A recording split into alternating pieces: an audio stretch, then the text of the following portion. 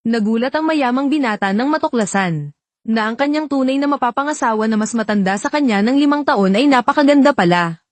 Isang tingin pa lang niya sa babae ay namula na siya at nakaramdam ng pagkailang. Ang mas nakakahiya pa para sa kanya, ang babaeng ito ay ang mismong nakatatandang kapatid ng kanyang matalik na kaibigan.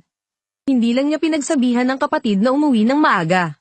Sinimulan na rin niyang disiplinahin itong mapapangasawa.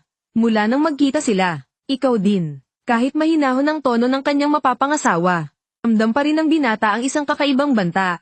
At ang babaeng ito ay ang mismong kinuha ng kanyang lolo sa malaking halaga para sa isang kasunduan sa pagpapakasal.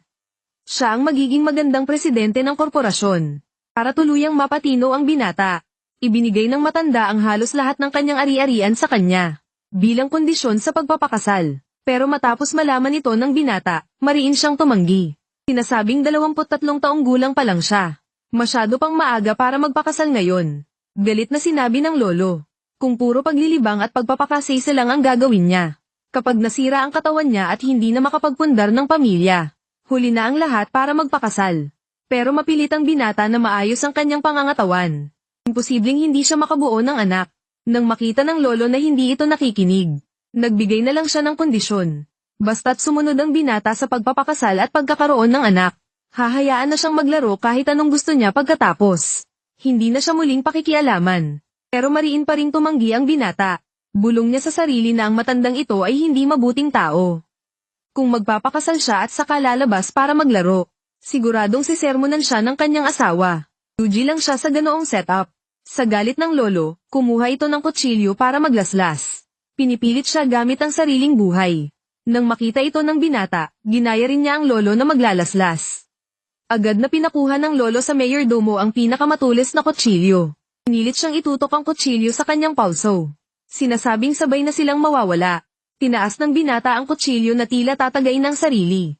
Pero sa huli, hindi niya rin kaya itong gawin. Sa bandang huli, sumuko rin siya. Ang pagpapakasal ay pagpasok sa libingan. Kung hindi ako magpapakasal, ngayon pa lang ay papasok na ako sa libingan. Hindi magpapakasal, nang malaman na ang mapapangasawa ay ang kapatid ni Jiang Bei. At si Jiang Tang ay mas matanda sa kanya ng 5 taon. Agad na nanghina ang binata. Sabi naman ng lolo, ang asawang mas matanda ng 5 ay parang ina. Inisip ng binata, na dahil lumaki siyang walang ina, at kulang sa pagmamahal ng ina, kaya sadyang humanap ang lolo ng mas matandang mapapangasawa. Sa inis niya, gusto niyang lumabas para magliwaliw. Pero muli siyang tinawag ng lolo. Huwag kang gumawa ng kalokohan sa labas. Tandaan mo ang iyong kalinisan. Iyan ang pinakamagandang dot ng isang lalaki. Walang masabi ang binata. Sa galit ay agad siyang lumabas at binagsak ang pinto. Para ilabas ang sama ng loob. Pumunta siya sa club para makipag-inuman sa kaibigang si Jiang Bei. Inisip niyang itinuring niyang kapatid ito. Pero gusto pala siyang gawing bayaw ng batang ito. Agad niyang naramdaman na pinagtaksilan siya. Ngunit si Jiang Bei ay walang kamuwang-muwang sa nangyayari. Habang nagtatalo ang dalawa, isang babaeng may malakas na aura ang lumapit. Ito ay ang mapapangasawa niyang si Jiang Tang. Isang sulyap lang ang ibinigay niya. At agad na tumahimik ang dalawang binata. Para siyang nagdidisiplina ng mga bata. Nang utusan silang umuwi ng maaga, lumabas ang pagiging rebelde ng binata. Gusto niyang sumuwi, para kontrahin ang kasunduang ito. Sinadya niyang magpuyat sa labas at umuwi na ng umaga. Akala niya ay sasalubungin siya ng galit ng lolo. Hindi niya akalain na magugulat siya sa naging reaksyon nito. Magpahinga ka muna ng mabuti. Mamayang gabi ay may hapunan kasama ang pamilya Jiang. Pag-uusapan ng inyong kasal. Dito na napagtanto ng binata. Natapos na ang kanyang masasayang araw. Sa hapunan ng pamilya ng gabing iyon. Nang makita ni Jiang Bei na ang matalik niyang kaibigan, ay ang mapapangasawa pala ng kanyang kapatid. Tulala ang buong pagkatao niya. Kahit sa panaginip ay hindi niya inakala na ang matalik niyang kaibigan ay magiging bayaw niya. Masayang nag-usap ang mga magulang ng magkabilang panig.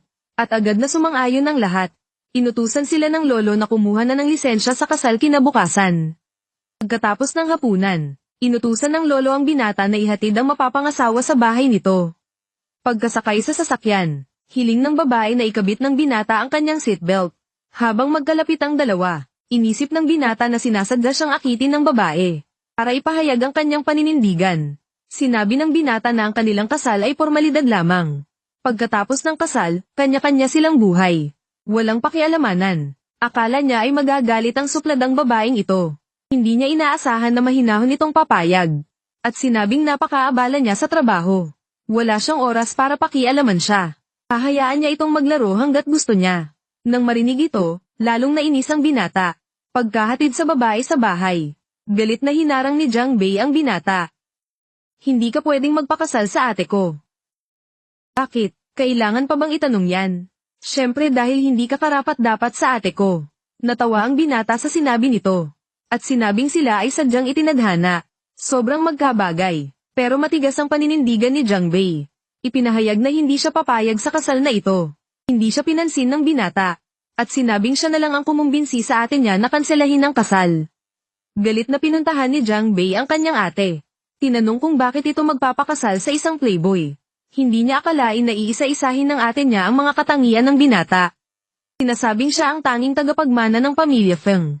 Tagapagmana ng bilyon-bilyon, bata at malakas, wala ng mga magulang, at wala ring masasamang bisyo. Ang ganitong klase ng perpektong lalaki ay napakahirap ng mahanap kahit saan. Ang mas nakakagulat pa rito, inamin mismo ng ate niya na gusto niya ang binatang ito. Sa kabilang dako, agad na umuwi ang binata matapos ang paghatid. Dahil dito, nagsimulang magduda ang mapaghinalang lolo, na may problema sa oryentasyon ng kanyang apo. Kaya naman tinawag niya ang binata, para sa isang mahigpit na interogasyon. Patanong niyang inusisa kung wala ba talaga itong interes sa babae. At sinabi pa ang nakakagulat na pahayag na kahit lalaki pa ang magustuhan niya. Siguradong hindi dapat si Jiang Bei. Dito na hindi na makapagpaliwanag ang binata, kaya't pilit niyang pinatunayan na babae ang gusto niya. Kinabukasan, nagpunta ang dalawa sa Civil Affairs Bureau para magpakasal. Pagkatapos ay iniuwi ng binata ang kanyang asawa sa bahay. Nakahilera ang mayordomo at mga katulong para bumati. Isa-isa silang tinawag na madam. Subalit, ang masayang buhay ng binata ay natapos bago pa man magsimula. Dito na nagbigay ng bagong kondisyon ang lolo. Kailangang magkaroon ng apo sa loob ng 1 taon.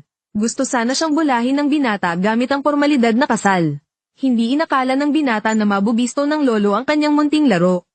Kaya't ipinahayag niyang ayaw niyang maging parang palahing kabayo. Nagbanta ang lolo. Kung ayaw mo, pumunta ka sa kumpanya at magtrabaho ng husto araw-araw.